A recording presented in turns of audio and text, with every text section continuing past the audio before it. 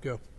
So we're here with Maestro Wayne Marshall at Plymouth Church in Seattle, Washington, United States, and we just rehearsed a big program that we're going to play with the Seattle Chamber Orchestra and Maestro Wayne on Wednesday, the 26th of April at 8 p.m. here at the Plymouth Church.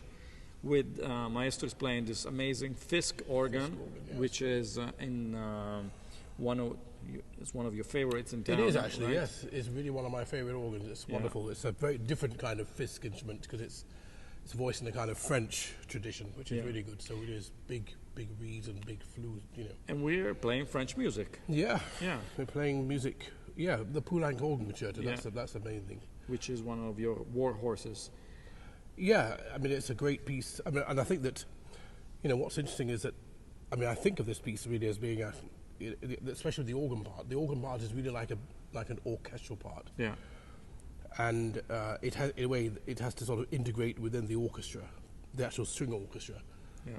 I think this is very, very important, so that it becomes an event in its own way, in its own right. It's not just organ and strings and timpani. It's a proper part. So in fact, about the registrations, I mean, the things that Duraflay actually registered this piece, registered the piece, because of course, you know, Poulenc was not an organist, so of course he needed some advice about the kind of sounds. Yes, in theory they do work, but I mean, of course, you know, no two organs is the same. So you know, it's very important to find the right kind of combinations on whichever organ one is playing. So that's what I try to do all the time. Yeah. And also, I mean, in just terms of making the piece, you know, really exciting, and it has to have, you know, it has to have that kind of, you know, the emotions that go between it, you know, the slow tempo, the fast, and you know, there's a lot of humor in this piece as well, and drama and everything else. So all these various qualities have to be brought out as well. So it's very important. So, and you're a great improviser, so you are also adding something to the Poulenc concerto, which no other organist have done. Yeah, well, which is surprising, because I mean, the thing is that there is a cadenza, well, a kind of cadenza, but the cadenza in this piece is not really a cadenza at all. It's just like a kind of cadence, or a couple of cadence points, really. Yeah.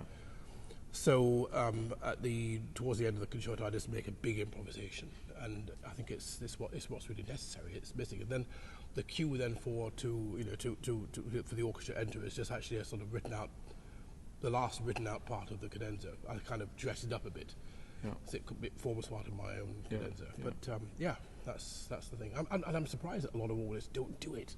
Yeah, it's just really strange. It's crying out for something, actually. And this at that point, of course, Which, I mean, if you know the piece, you kind of feel like the end is coming, but then with your improvisation, it's like you open a whole new world in there. Yeah, the possibilities, and you just, it's really interesting. If you want to witness this amazing event, you should come Wednesday, April 26, 8 p.m., Plymouth Church. If you come at 7:15, there'll be a pre-concert talk with the two of us, where we're going to talk more in depth about the concerto, about the orchestra, about the music. And there'll be wine and appetizers, and 8 p.m. we'll start the music, and it's going to be rock and roll. The show starts at 8, so come along. Come along, yes. There you go. SeattleChamberOrchestra.org if you want to buy your ticket, and please come. You won't be disappointed.